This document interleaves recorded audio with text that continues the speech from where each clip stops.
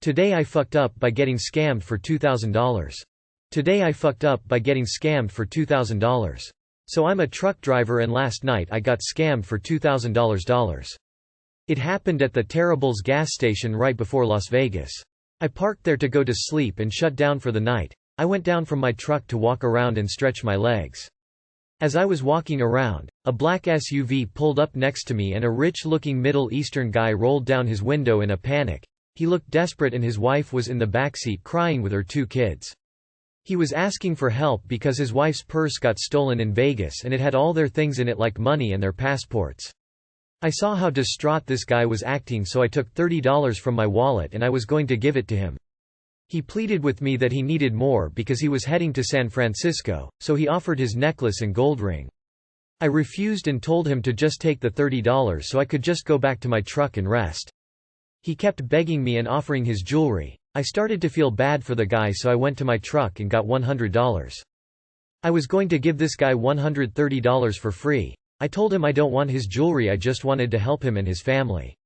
He said he cannot take it for free and offered his jewelry still but said he would need more money. This is when I should have just walked away. Call me foolish and niave, but I just wanted this guy to go away so I could rest. So I figured that if I just gave him like $300 I wouldn't feel guilty taking the jewelry and he could have enough money to make it to San Francisco.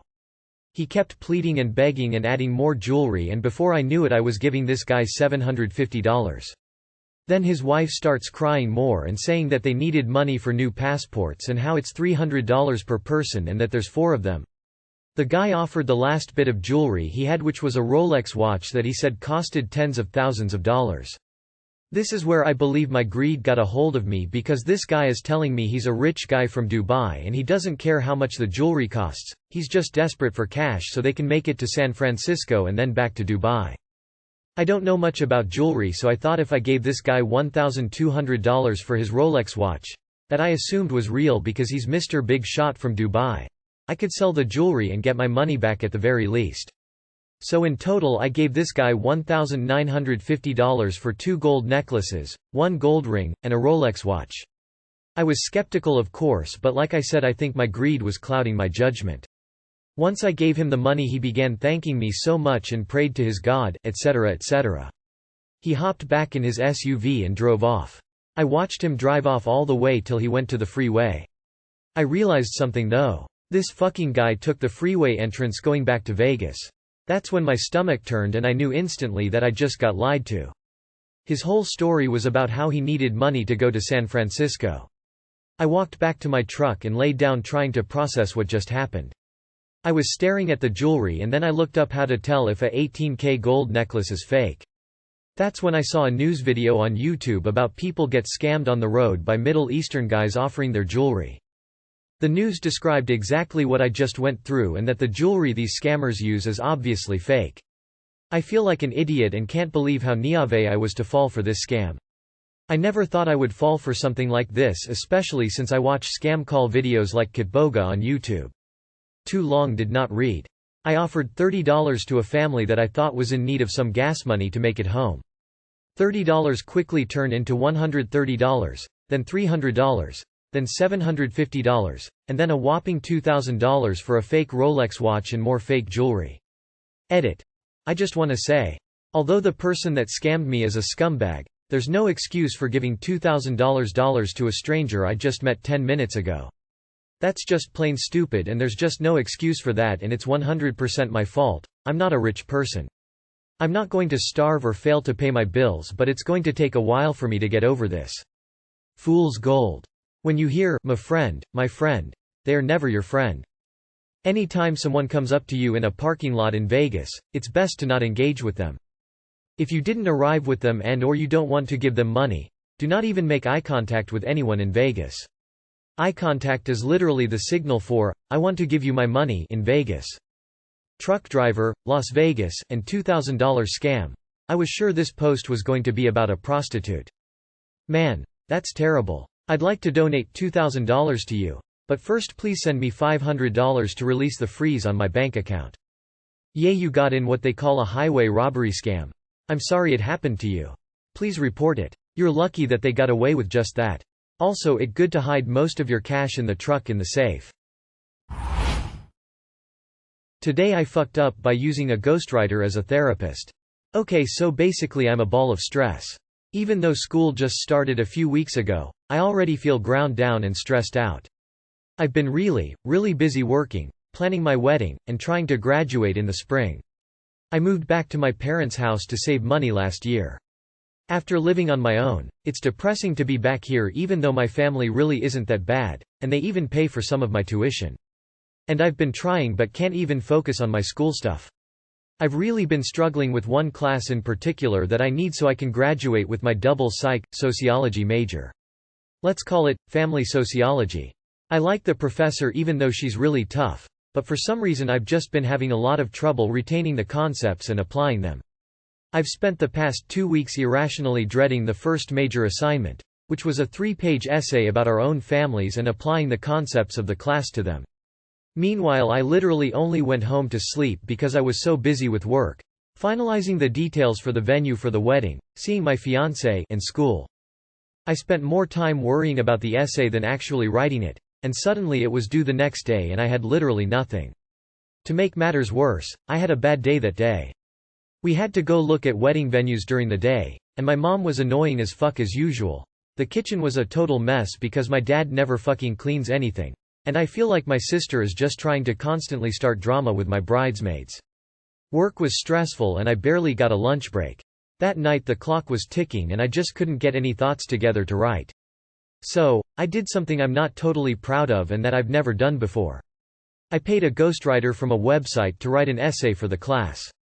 I gave them the instructions. They messaged me on the site and said that they needed some details about my family to write it. They said to give them as much info as I was comfortable with. I did a lot of venting, maybe more venting than giving guidance. I told them that my dad is a passive spineless jackass who still manages to be a misogynist. I told them that my sister had a personality disorder and was probably an addict. I told them my mother is a toxic narcissist determined to ruin my wedding. Finally the writer was like, "Wow, that sounds really tough, I can take it from here."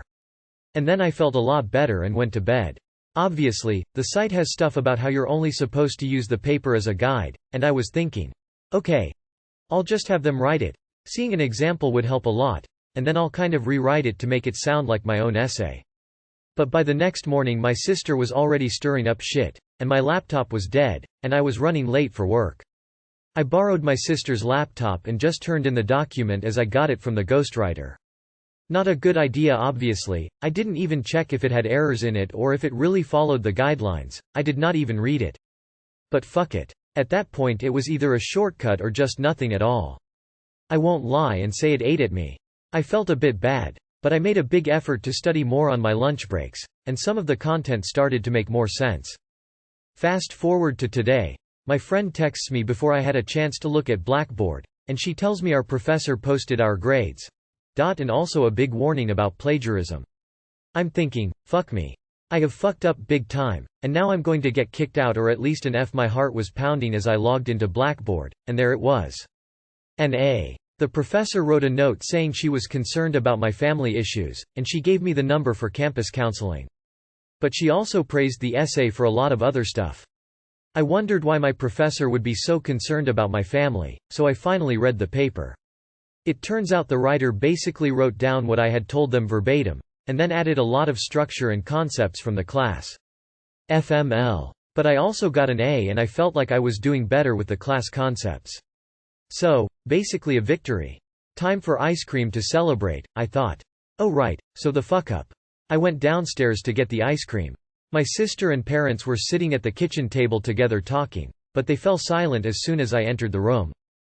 "So, you, upvoter 1530, you think I'm a misogynist?" my dad said. I froze. "And I'm a toxic narcissist?" my mother asked. Cue my parents tearing into me and screaming at me for hours. And then they kicked me out. Too long did not read. My parents kicked me out because I paid someone to write my essay. I vented to that person about my family like it was therapy. The writer worked everything I said into the essay. I got an A. And then my sister found it on her laptop and showed it to our parents, and now they think I just used their tuition money to talk shit about them. TIFU. You can tell you were right about your family by the way they reacted loudly crying. Out of everything I can recommend, it's maybe taking a step back and considering whether or not now is the right time to have a wedding, and furthermore seeing an actual therapist. Weddings are stressful, even when you're not working and doing school. You have a lot on your plate right now. Taking the time to focus on yourself and your mental health is really important. I'm not in school but just curious what something like cost you. You're not a bad person for doing it, so enjoy the ice cream. And Op wrote a sob story excusing her cheating and criticizing everyone else, but not herself in any way.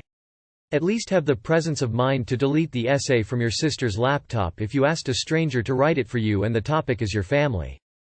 I suggest getting in touch with your school to see what kind of resources are available for students in your situation. But it's not really your fault.